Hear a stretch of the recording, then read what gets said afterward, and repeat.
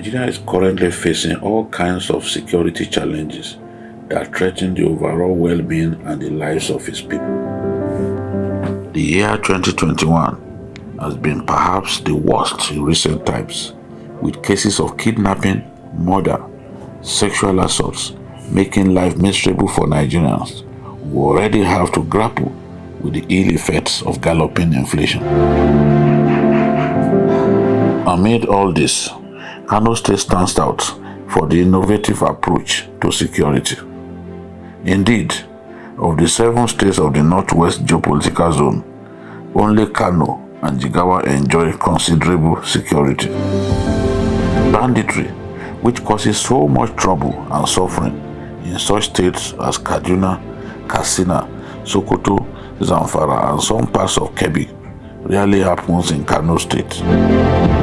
That Kano is secure did not happen by a stroke of good luck. It is the culmination of well-thought-out innovative policies and actions. In 2015, a few months after I was sworn in as governor of the Center of Commerce, Dr. Abdullahi Umar Ganduje granted amnesty to cattle rustlers, most of who operated from the neglected Falgore Games Reserve. The vast forest provided cover for kidnappers, cattle rustlers, and other criminal elements. Governor Ganduje met with President Muhammadu Buhari and appealed to him to grant approval for the Nigerian Army to use the forest for tactical training. We had a lot of fears concerning Falgore forest because it was really a hideout for kidnappers, cattle rustlers. So we took our complaint to Mr. President. Recently, I took a trip to Falgore Forest, located about 150 kilometers from Kano, covering an area of about 1,000 square kilometers. It lies in Tudunwada, Dogwa, and Sumaila local government areas and extends to the boundary line between Kano, Kaduna, and Bauchi states. The military facility boasts of an administrative block, dining, kitchen, clinic, guest house, 1 officer's quarters with 10 rooms en suite and 2 soldiers' quarters. The soldiers' quarters has 4 rooms and 25 bunk corners, which can accommodate 50 soldiers, meaning that the 2 soldiers' quarters can accommodate 100 soldiers. At the time of my visit, phase 1 of the work was 90% complete. It is understood that the second phase of the construction work will witness the construction of the Chief of Army Staff Office and car park, medical screening shed, operation room and signal center, 30 units of general toilets and ablution units, Mami Market, civil store, car park area, maintenance office and obstacle ground. Others are cattle ranch, access road, training sheds, grenade pit, observation posts, and 7 internal roads. I spoke with 2 of the contractors saddled with the responsibility of delivering the project. Actually, it's an intervention project by the state government. This is a military training camp executed by the state government. The project started about 3 years ago, and finally this is the first phase of the project, which is about to be completed any time from now. So we are preparing handing over to the beneficiaries, that is the Nigerian Army. Actually, going by the people that are beneficial of this project, it's a security-based project. If I can say precisely, it's about 2.8 hectares of land for the first phase. Yes, for the running phase, that is the phase 2. We are still working in it, so I cannot say anything about it. We are putting in place auditorium, dining hall, army quarters, and officers' quarters. Because the construction is in 2 parts. We are given 1 part, and the other part was given to us, another contractor. So what's the scale of work done? The scale of work now is at a completion period because we are now fixing air conditions, kitchen facilities, which has already been fixed. So we will finish maybe in 2 to 3 weeks from today. House of Representatives Majority Leader Ado Dogwa was on his way to his hometown on the day I visited the Falgore forest. He stopped by and took some time off to speak with me on the difference the location of the Army training facility in Falgore has made on security in Kano State. This is a very vast forest, like you have seen, bordering other states. To my right-hand side, it bordered Kaduna State extensively. To my left-hand side, it has bordered Bauchi and some part of Plateau State also. And you can agree with me, Bauchi especially is providing like an inflow of bandits and criminals coming from the so orchestrated Sambiza and the northeast insurgency that is happening in the country. And this is a place that at that time provided for bandits like a safe home. Nobody knew of Falgore Game Reserve then in existence. And these bandits and criminals used to use this place as a very safe home, like a hideout. Those who are coming from the axis of Kaduna, when they are pushed out of Burnungwari and Dansadao forest, they just find their way down here. And we have a very vast agricultural land here. We have a lot of commercial activities here. We also have a lot of social activities here. Places like Saminaka in Kaduna State, places like Konan Dongora and Dakasale in Kano, bordering Kaduna to my right-hand side. These are places that always has provided like a safe land for some bandits and criminals to be interacting and mingling among innocent people. And at any time after maybe leashing their mayhem, kidnapping people, they always find those places as comfortable areas for them to just go back and maybe do one or two things. So at the end, I would like to say that by the intervention of Mr. President, special intervention of the President, and also by the courtesy of the immediate former Chief of Staff, and by extension, of course, the General Staff, the general architecture of the Nigerian Army, made this facility possible. The government decided and the President approved to provide a facility like a shooting range here, where recruits that were known to be recruited at Zaria Depot will now come here to find a convenient environment for them for training. First of all, a shooting range. Secondly, they also exercise and do their recruitment screening here. I can remember in the last 2-3 weeks ago, this place was littered with a lot of people. Everybody, everywhere here was human being. People were here wanting to be recruited into the Nigerian Army. And with the intervention of the government providing this facility here, it's like this place has now become what? A military zone. And by militarizing this zone, our people feel at home. We feel secured by the grace of God. We are protected by the grace of God. And one important intervention that I cannot forget to mention specifically is that after the approval of the federal government to to locate this facility here, after the approval of the Ministry of Defense and the Office of the Chief of Army Staff as well, then our governor here, who has always been on top of security matters in this country, in this state, our governor who is the governor of the people, our governor who cares about education, who also cares about security. These are his two key principles in government: security and education. He has been an educationist.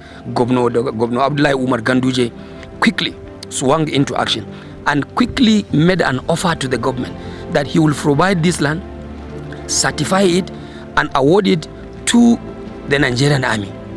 And he went into the second commitment. He accepted to come and build this place at the expense of the state government resources.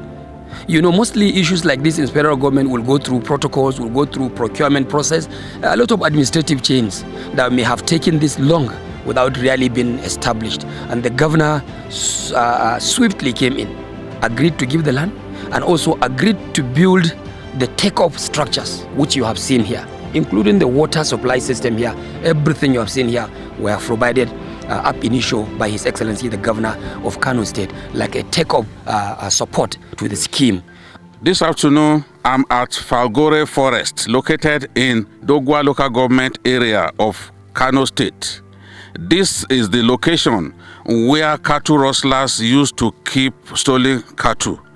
In order to put an end to criminality by bandits in Kano State, who used to take refuge in the extensive Falgore forest, Governor Abdullahi Ganduje decided, after giving amnesty to repented cattle rustlers and bandits, decided to invite the Nigerian army to set up a training facility within this forest. Thank you for joining us, Your Excellency.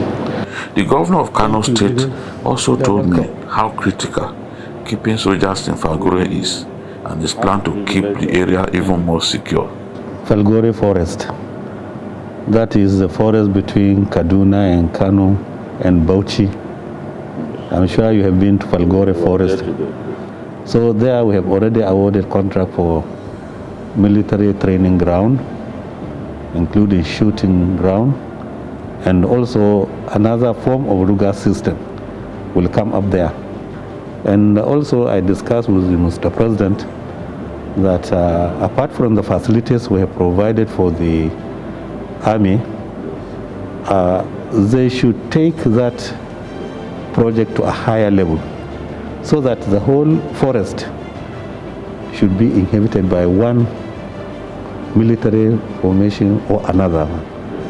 So if they can combat it where some part there will be military cantonment, or what do we call it, where they can have their own permanent offices and site there, that will also help. The whole idea is that that forest should not be allowed to be dominated by bandits. Yes. And that is what we are doing. That idea came to us some 5 years ago when the Nigerian military decided to dismantle the the Boko Haram, a Sambisa forest. We anticipated that they would be able to come to some forests within Nigeria. So I discussed with Mr. President. I told him that this Sambisa forest, we don't want a fallout. Therefore, I would like you to permit me to provide some military training within the forest. He said I should go and discuss with the Chief of Army Staff at that time. So I discussed with the Chief of Army Staff. Then I connected with the brigade commander here. They developed the master plan of that forest. And then they told us the project that they would like us to do, including houses for senior, middle, and junior staff, dining area, training, so many other things like that which we are doing now. So you can see that Falgore Forest is not a forest that we allow bandits to inhabit. That is absolutely very, very important for us. Therefore, we built synergy between Kano, Kaduna, and Bauchi. We sponsored our security agencies. They combed the areas for about 2 weeks last month, and they were able to capture some people, and all the settlements within the forest, they were able to demolish them. Kano State government has leveraged on technology to secure the state. The government has embarked on an elaborate CCTV coverage of key road intersections, markets, roundabouts, and flashpoints across the bustling city of Kano. Governor Ganduje threw more light on the CCTV project. He proceeded to demonstrate through the giant monitor in his office how he monitors security situation from his office. We have employed technology. We have cameras all over the metropolitan Kano. We are still putting some cameras, and we have the command and control center at the headquarters of the police, where the police are managing the center. So from there, the police, the security agencies are getting a lot of information on what is happening. The scope of the project, without giving much away to the public, involves the installation of cameras in all the junctions, streets, markets, roads, roundabouts, everywhere that is of interest in Kano. first of all within the metropolitan area and the rest of the state. The governor has constructed security dormitories at all entry points into Kano. The Joint Security Task Force, made up of civil defense operatives, the army, and the police, are stationed there, conducting round-the-clock checks on people coming into Kano State and identifying undesirable elements. All the major routes entering Kano Metropolitan, that is the 8 metropolitans, we have constructed what we call security dormitories. And each security dormitory can house about 70 security men with communication gadgets along the highway. They can easily, if there's anything going inside the city, if there's information, they get the information. Something going out, they get the information. So that one is effectively managing the Metropolitan Kano 24 hours. That is very, very important for us. Even in Falgore Forest, we have a security dormitory there. And also, we have a very powerful tracker vehicle that the security agencies use in order to trace criminals.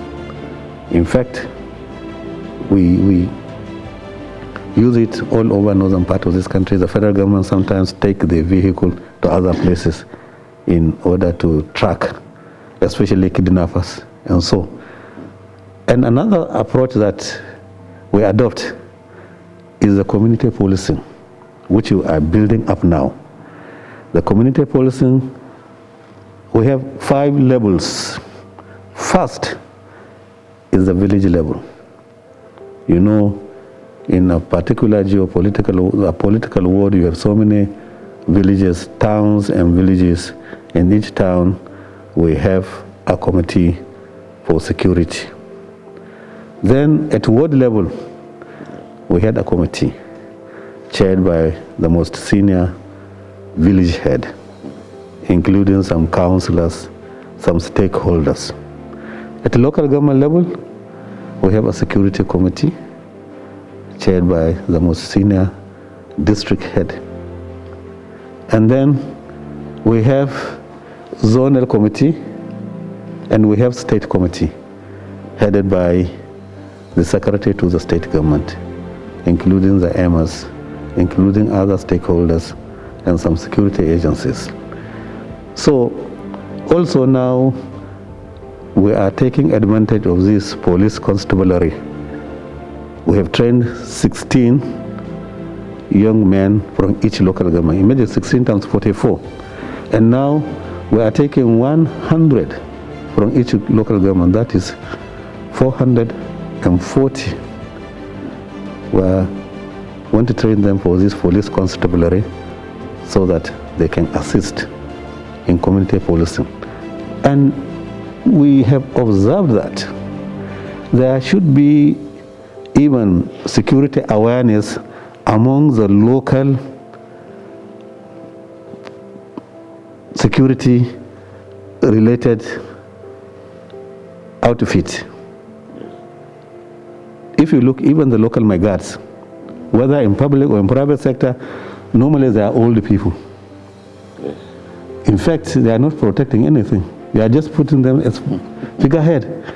So we establish a security academy, an institute for training security men locally. Now we are doing that. So the vigilante group, we train them there. The Hizba, we train them there. Our own Karota, that is the Kano Transport Management Traffic, we train them there. And also there are some voluntary organizations that, you know, also bring their young men to be trained. So you can see that gradually all our security men, both in public and private, will be formally trained on security issues. Not just debating about the bush. You see somebody, a young man who is strong, you make him my guard without any knowledge. because you think he has the power. But security now is not only the strength. It has something to do with knowledge. So these are the strategies that we have so far adopted, and we are building up to make sure that some of the things are being institutionalized to the level that they can have optimum productivity. Governor Ganduje is convinced that Kano State is the most secure in the country and is determined to spare no cost in ensuring that it remains safe for everyone. Kano is a commercial nerve center of the northern part of this country. And to some extent, Kano is a commercial nerve center even of some West African countries. So you can see Kano has history of commercialization, even with some parts of North Africa, through the Sahara Desert, through the camels. So those who are not indigenous by that description, though we don't believe in that, they contributed a lot to the socio-economic development of Kano State.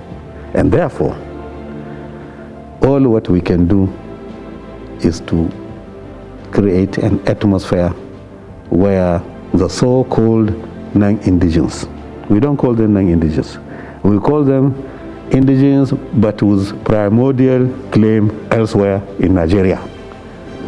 That's what we said. So we have good relationship with the so-called non-indigenous. We respect their culture, they respect our culture. We involve them in government, we involve them in socio-economic activities because they pay their taxes, they contribute to the commercialization of Kano State. Even if we are doing empowerment, we include them. Even if we are sponsoring a youth for skill acquisition, we include them.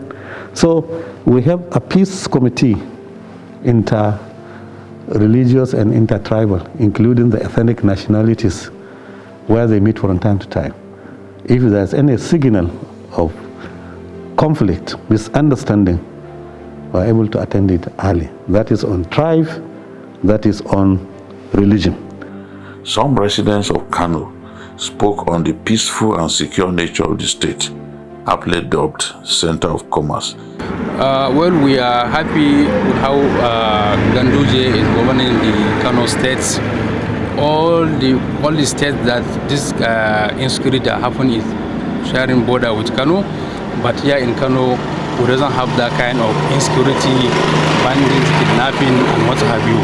So we are happy with this governor, with this administration of Governor Ganduje. Well, you could see vividly what the government is seeing. It's something that's not hiding. Looking at the interventions of the government. First, you look at what the government is doing on the internal security. I'm talking about the police and the rest. The support the government is giving. Then secondly, look at the two most dangerous corners of Kano, the Falgore and the Dansochia. The government, in its wisdom, has now turned Falgore, which house the most deadly criminals and the infiltrations of the kidnappers and bandits from that aspect. Now the area has been turned to a military, well-armed military station with training ground for the military. Then the Dansochia, the Fulani migrants who are now coming from that axis, now they have been been supported with what you call Riga. Kano State has adopted it. They have built houses where I saw it myself. I was there, I saw it. Government has built houses for the Fulani. They have accommodated the Fulanis, and the Fulanis are given, where they will rear their cows, and of course, I now saw a place they put as a processing center for milk. If you could do all this to Fulanis and the rest, and the Fulani movements who are perceived to be causing troubles, I think this interventions has contributed immensely for making Kano one of the peaceable area. Kano State has set a worthy example in the area of security, but experts say it needs to continue to invest in that critical area if it is to continue to stay ahead of sundry criminal elements and remain conducive to visitors and potential investors.